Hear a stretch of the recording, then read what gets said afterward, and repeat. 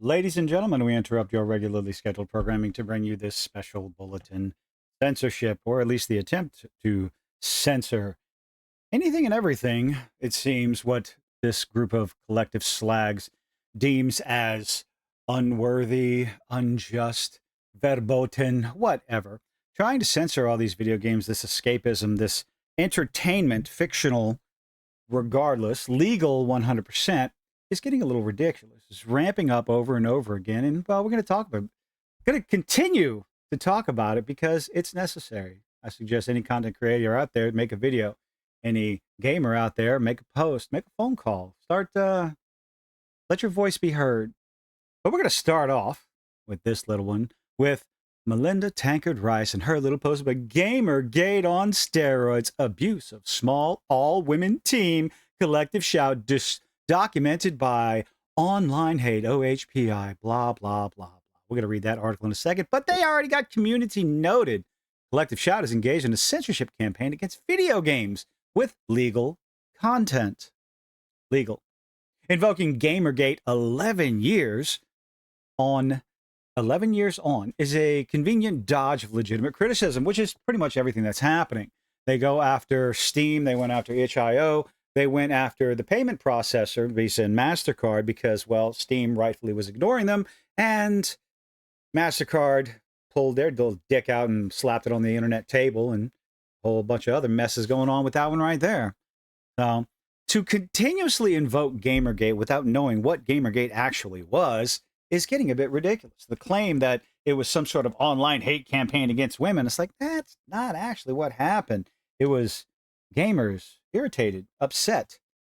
They wanted their voices to be heard surrounding a bit of a conflict of interest of certain developers getting into bed, literally, with certain video game journalist websites. Massive conflict of interest, but it was twisted by the usual suspects at the time.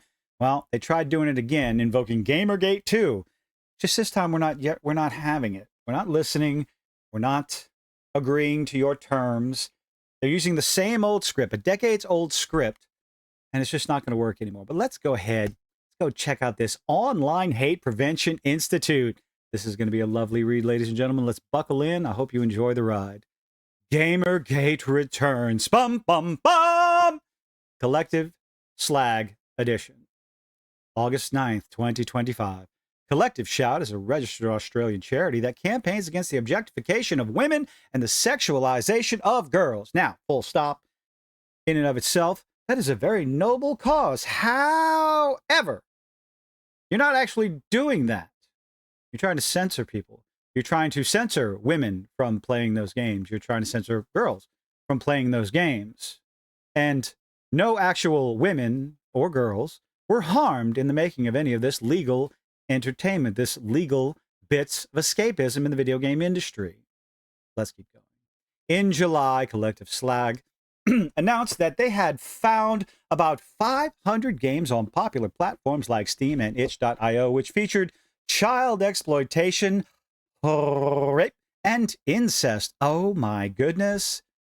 But again, the thing is, like, no one was actually harmed. And if you want to use, I've said this before and I'll say it again and I will continue to say it. If you want to try and claim that incidents in these video games lead to real world incidents, then show me the study that confirms it, because you will not ever be able to find a single one. Because if you could, it would be absolutely everywhere. Child exploitation in fiction, rape in fiction, incest in fiction. Are you going to go after the TV shows, the movies, the books that are so wildly popular with your cat piss perfumed section of society? I think not. But video games, I guess, is just a little platform, the little stepping stone that you want to use to further your lack of relevancy. Let's continue. This is not just a case of adult content. Oh, it absolutely 100% is. It's adult content, where adults can choose whether or not they wish to purchase said bits of entertainment. Many of these games were so offensive to common standards of decency in Australia that they would likely be refused classification. Okay. Then restrict them in Australia. Keep your little island off to itself, ruin the enjoyment of fiction for your citizens, and piss off with the rest of the world. How about that? Making their sale a criminal offense in Australia. However, who decides? Who is the moral arbiter of what is offensive? What is the common standards of decency? Who gets to decide that? I believe that's an individual basis, person-to-person basis, what they see fit, what they want to spend their money on, and not allowing payment processors to dictate, or an organization like Collective Slag here to dictate what we do and do not find entertainment. What's next? Horror movies? Horror video games? Shock? Grotesque body horror? What's going to happen with the Hellraiser video game? Have you seen that trailer? Oh my goodness. Can't wait to play that one. Having previously referred a game to the classification board and had its sale in Australia, its sale. Oh, goodness gracious. Its sale in Australia deemed illegal with the new information of a much wider and systemic problem. Buzzword. Collective Slag published an open letter to payment processing companies, including MasterCard, Visa, PayPal, and others. But wait a minute. Didn't Visa and MasterCard come out and make a statement that they had nothing to do with that? Even though Collective Slag here is taking credit for getting in touch with the payment processors, who should not be allowed to dictate what I can and cannot spend my money on as long as it is legal. Right? And all these video games are legal because they are fiction. No one is actually harmed in the creation of this little bit of escapism. Power fantasy. Payment processing companies, card networks, and banks have rules prohibiting the use of their services for certain kinds of transactions that are illegal, yet nothing is illegal about these video games. Collective Slag argued these games fell within the prohibited categories in Australia and called on the payment processors to cease providing services to games platforms until they stopped selling games that involved child exploitation, rape, and incest. Yes, I'm going to keep saying it like that because YouTube has rules. We follow the rules here, people. My channel is already lost so much traction. I don't want to help it along here. What? It boggles my mind so often. And I ask these questions on social media every time one of these moronic posts comes up, and how they're going after video games. It's like, okay, are you going after pieces of fiction like, I don't know, 50 Shades of Grey series? Please, I wouldn't mind if you do, but no, I do not want censorship in any way, shape, or form. It's legal. It's words on a page. It's stuff on a movie. You don't actually believe the bad guys that get offed in the movies. Do you believe they're actually hurt and they're harmed? Are you going after movies? It's a basic question. Are you going after all the other bits of entertainment? And the answer is no, because you know damn good and well you would get beaten back into the Stone Age for it. Gamers are so easy to attack. It happens over and over again. Even the mainstream publications who are supposed to be on the customer side, on the gamer side, are constantly on the attack, vilifying gamers for liking attractive women in their games. Chun-Li is too sexy. Oh my God, it's gooner bait. But heaven forbid you say something about hot Ryu. Double standards, methinks? The payment platforms responded and called on platforms to remove content or else that breached the payment platform's terms of service, which is what eventually happened. Unfortunately, itch.io and Steam removed those games because how else are you going to process payments? How else are you going to make money? I do not blame Steam. I do not blame itch.io. I wouldn't blame any of these platforms for towing the line, knee-jerk reaction that it is when threatened to lose their payment processing. A lot of money. And that's where you, the customer, comes into play. Make phone calls, send emails, send letters, clog up the lines respectfully, professionally. Ask these questions. Why they're calling for censorship of legal material. It's fiction. Huh? Oh, I just read the last 3 words of that paragraph. Game platforms removed thousands of games in response because you're a twat. Misinformation spread claiming the removals were a result of a women's group seeking to censor all form of adult content. Well, that's what happened. That's what you did. That's 100% what you did, because gamers are aware that this does not stop at just 1 or 2 or 3 particular genres of video games. It just doesn't, because you get that endorphin, that dopamine hit. We won! Look it, girls! Look! Now we can smell like cat piss in triumph over those filthy, naughty, goo-doo gamers. Those male gamers. Filthy, misogynist male gamers. Even though there's quite a few women out there that have a problem with the nonsense that you're pushing. It doesn't stop, and it never stops. It didn't stop in the 70s, the 80s, the 90s.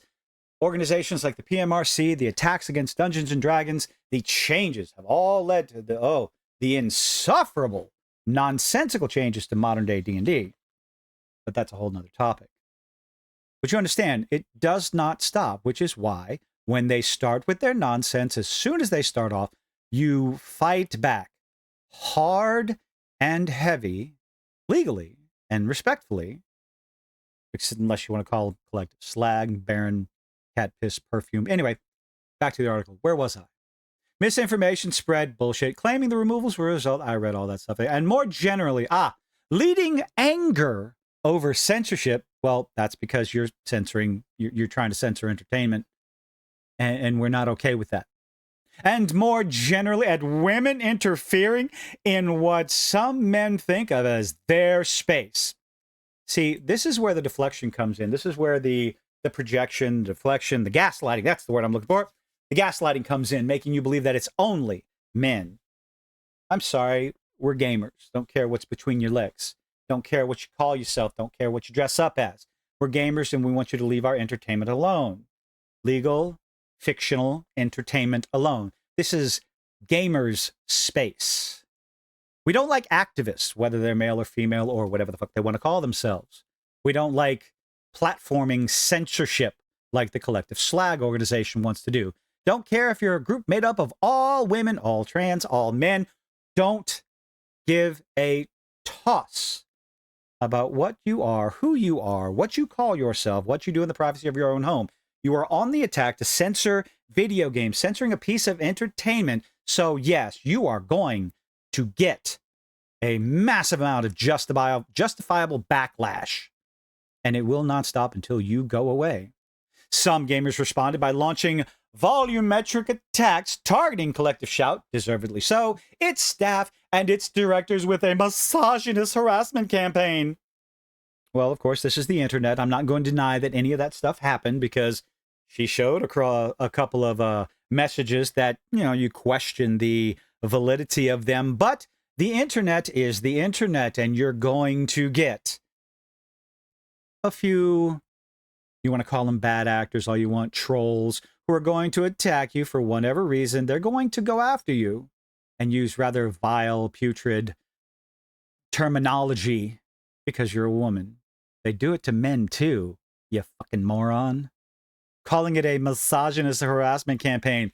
Is it still misogynist if you block out Madame Savvy's picture when she's one of the largest proponents against you, one of the largest of your detractors, constantly showing the dumb shit you do, like defending cuties?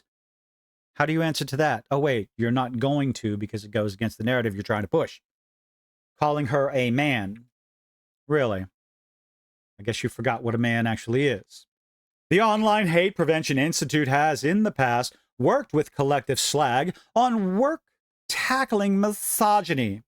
See, if you call it misogyny, if you call it harassment, then you don't have to respond to the actual criticism. You just put out this blanket statement, and then everyone's just going to be on your side without digging into it in any way, shape, or form. Now, that's the fault of everyone out there. People on both sides of any argument are going to do the same thing. That's why, again, make your voice be heard. I mean, generally it just comes across as what kind of person you really are. We reached out to offer support and find out more. As a result, you missed a word. As a result, we have reviewed a lot of the abuse. The abuse. They called you a twat. They have received both the public content and through private messages. Then show them. Show them all. Show them all with names, with Twitter tags, with Blue Sky tags if they're there, with their YouTube names. Show them, because we don't like them just as much as you. Trust me, they make our cause, our fight, exceptionally difficult. So please, show your receipts. Should be easy enough if you've gotten so many of them. I wonder where they are. And assisted them and the social media companies in responding to the death threats. Don't do that. Threats of rape. Don't do that either. Threats of doxing. Don't do that. Don't do that. Death threats, doxing, that other word right there. Don't do that. It ruins everything we're trying to go after. Everything we're trying to fight for. To facilitate others carrying out real-world violence. No one's facilitating any violence. No anyone with an ounce of credibility is doing that, and you know that very well. These are serious issues. They're not issued. Issued is an action. Issues is a noun. These are serious issues and need strong response. You are correct. Then why don't you do us a favor, Online Hate Prevention Institute, and show your receipts. The remainder of this article provides further details and responses to questions that have been put forth about Collective Shout. Don't care about their campaign. Open letter, Collective Shout payment platforms. We already went over this. Going after video game platforms, a Q&A, bunch of nonsense, blah, blah, blah. This idea that, they're going after video games that they deem as offensive. And I say, who's the arbiter of what is offensive and what is not? What if I find a Blue's Clues or a Bluey video game to be offensive because I have a problem with that type of dog? Should that get banned? Should that be stricken from the record because it hurts my feelings? Of course not. It's absurd. And that's just as absurd as what Collective Slag is trying to push forward. They're not going to stop. Didn't stop in the 80s, didn't stop in the 90s, just goes to sleep for a little while. Get your voice be heard. Fight back against this nonsense because it's not going to stop. They may claim it's to go against the objectification of women and the sexualization of girls. What about the objectification of men? Do you care about that? The sexualization of boys. Do you give a rat's ass about any of that? Or is that just excluded from your little online campaign because, well, reasons. You have to see Chris Evans with his shirt off, don't you? But then again, you're not going after the movies, the TV shows, and the books. This doesn't end until we make it end. We fight back against this. You make videos if you're a content creator. Talk about it. And hell, local state, get in touch with your legislator. Get in touch with Visa and MasterCard. Do whatever you think you have to do. But do it in a professional manner. Doxing, death threats, all that nifty stuff. Don't do that. It's uncalled for. You're not going to be able to stop it, but don't be that troll. Let's not do that. But let me know what you think in the comments section down below. Leave a like, leave a dislike, do all those nifty little things that YouTubers beg you to do. And this ain't going to be the last video I do on this. I promise you that. Hope to see you on the next one. Bye.